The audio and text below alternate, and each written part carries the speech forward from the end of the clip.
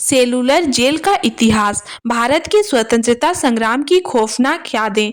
Cellular jail, जिसे काला पानी के नाम से भी जाना जाता है, भारत के अंडमान और निकोबार द्वीप समूह में पोर्ट ब्लेयर में स्थित है। यह जेल ब्रिटिश सरकार द्वारा विशेष रूप से भारतीय स्वतंत्रता संग्राम सेनानियों और राजनीतिक कैदियों को कठोर दंड देने के लिए बनाई गई थी।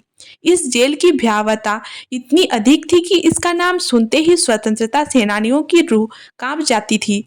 यहाँ स्वतंत्रता सेनानियों को अमानवीय यातनाएं दी जाती थी, जिससे यह ब्रिटिश हुकूमत की हिंसा का प्रतीक बन गई थी। सेलुलर जेल का निर्माण ब्रिटिश सरकार ने 1896 में शुरू किया और 1906 में इसे पूरा किया। इसका मुख्य उद्देश्य भारतीय क्रांतिकारियों को समाज से पूरी तरह अलग-थलग कर देना था, जिससे वे किसी भी प्रकार की क्रांतिकारी गतिविधियों में भाग ना ले सके। इस जेल का डिजाइन बहुत ही क्रूर और सोच समझकर बनाया गया था, जिससे कैदियों को आपस में बातचीत करने तक का अवसर ना मिले। सेलुलर जेल को सेलुलर इसीलिए कहा जाता है क्योंकि इसकी संरचना में प्रत्येक कैदी के लिए अलग-अलग कोठरियां बनाई गई थी।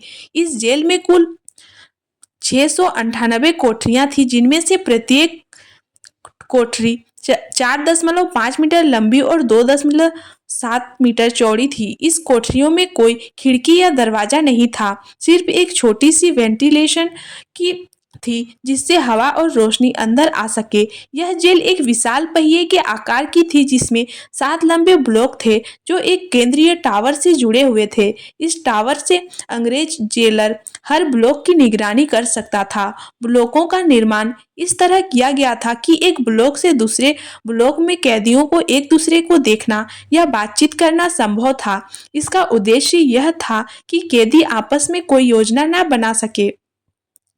इस जेल में भारतीय क्रांतिकारियों को असहनीय यातनाओं का सामना करना पड़ता था। ब्रिटिश सरकार यहाँ कैदियों को तोड़ने और पूरी तरह से दबाने के लिए हर संभव अत्याचार करती थी। जबरन, कठोर श्रम, कैदियों को दिन भर नारियल की जटा से रस्सी बनानी पड़ती थी। तेल निकालने के लिए बैलों की तरह घूमकर कोल्हू चलाना पड़ता था और भारी लकड़ियों को उठाने का काम दिया जाता था। यदि कोई कैदी काम करने से असमर्थ होता तो उसे कोड़ों से पीटा जाता। भूख और यातनाएं, कैदियों को बेहद कम भोजन दिया जाता था, जिससे वे कुपोषण का शिकार हो जाते थे।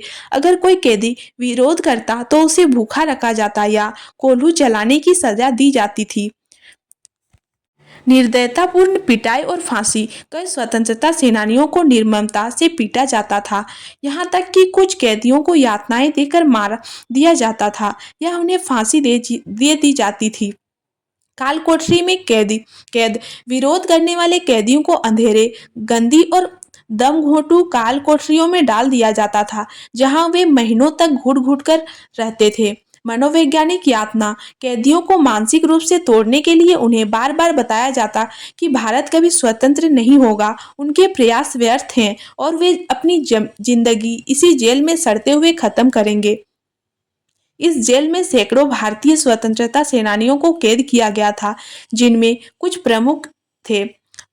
वीर सावरकर, विनायक दामोदर सावरकर 1911 में इस जेल में लाया गया था। उन्होंने यहाँ अपने कठिन दिनों को झेलते हुए कई महत्वपूर्ण साहित्यिक रचनाएं लिखी। उनका भाई गणेश सावरकर भी इसी जेल में थे, लेकिन दोनों को एक दूसरे से अलग रखा गया था। बटुकेश्वर दत्त, भगत सिंह के साथी और 1929 की असेंबली बम धमाके के नायक बटुकेश्वर दत्त को भी यहाँ कैद किया गया था। योगेश्वर चटर्जी, बंगाल के प्रसिद्ध क्रांतिकारी जिन्होंने ब्रिटिश विरोधी आंदोलन में महत्वपूर्ण भूमिका निभाई। उप्पू गणेशम, मद्रास प्रेसिडेंसी के प्रसिद्ध स्वतंत्रता सेनानी जिन्होंने ब्रिटिश शासन का खिलाफ संघर्ष किया।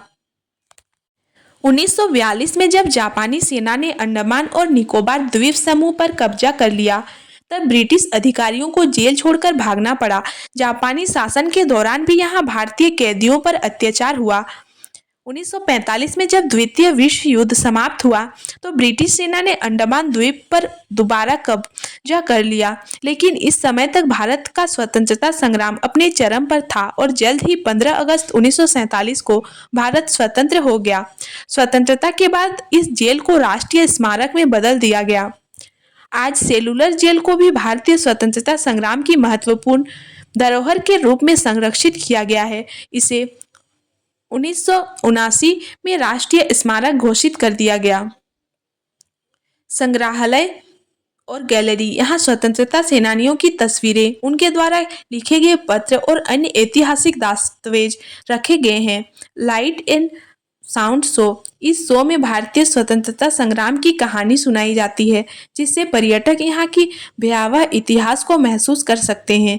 वीर सावरकर की कोठरी, जिस कोठरी में वीर सावरकर को रखा गया था, वह आज भी यहाँ देखी जा सकती है।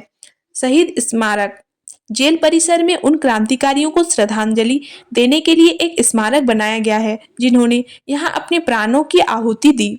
सेलुलर जेल सिर्फ एक जेल नहीं बल्कि भारत की आज़ादी के लड़ी गई लड़ाई की सबसे भयानक और गौरवशाली गवाही है। यह हमें उन स्वतंत्रता सेनानियों की कुर्बानियों की याद दिलाती है जिन्होंने अपनी पूरी जिंदगी देश के लिए बलिदान कर दी। आज हम जब स्वतंत्रता की हवा में सांस लेते हैं तो हमें यह नहीं भूलना चाहिए कि स्वतंत्रता कितनी बड़ी कीमत चुकाकर मिली है। सेलुलर जेल का दौरा करना न सिर्फ एक ऐतिहासिक यात्रा होगी बल्कि यह भी याद दिलाएगा कि हमें अपनी आज़ादी की कद्र करनी चाहिए।